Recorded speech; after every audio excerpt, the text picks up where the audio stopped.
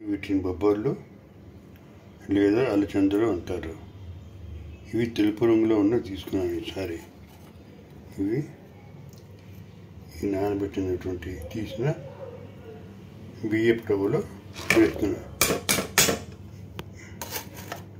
దీంట్లో 2 గ్లాసుల నీళ్లు, వచ్చిన చెంచాడు ఉప్పు వేసి ఉడకబెట్టాలి. ఇలా ఉప్పు వేసిన తర్వాత నీళ్ళు పోసుకోవాలి. 1 గ్లాసు బియ్యపు రవ్వ వేసాను కాబట్టి 2 గ్లాసులు నీళ్ళు పోస్తున్నా. జాగ్రత్తగా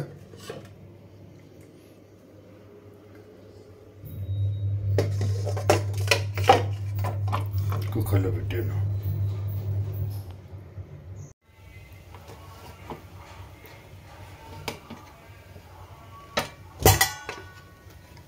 చక్కగా ఉడికింది.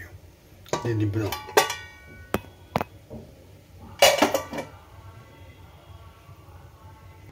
దీన్ని ఒకసారి విడదీసి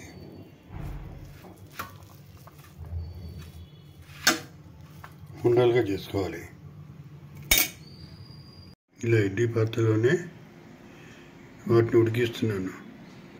వీటిని ఉండాలి కింద తయారు చేయాలి. ఉండలు చేస్తున్నప్పుడు కొద్దిగా నెయ్యి రాసుకోవడం నాకు అలవాటు అని అనుకుంటాను. ఉండలు చేస్తున్నప్పుడు ఇలా నెయ్యి కొద్దిగా అద్దె రాస్తే బాగుంటుంది. వీటిని ఇడ్లీ పాత్రలో పెట్టుకోవాలి. వీటికి కొద్దిగా నెయ్యి రాసుకోవాలి.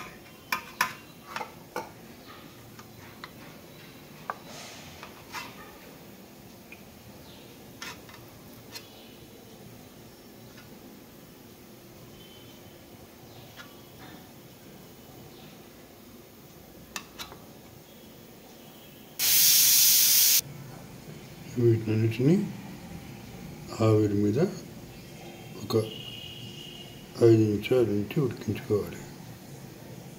ఇలా పెట్టి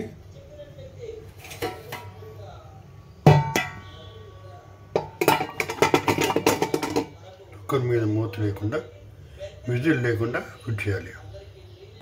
ఇందులోంచి ఆవిరి బయటికి రావాలి.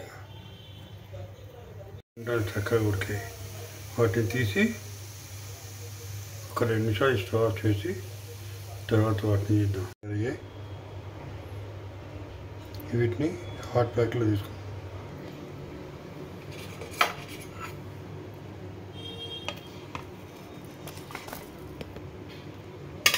అలాగే మిగతా అన్నీ కూడా తీసుకున్నాం. చక్కగా నెయ్యి వేసి చేసాం కాబట్టి ఇవి రావడంలో కూడా ఇబ్బంది ఉండట్లేదు.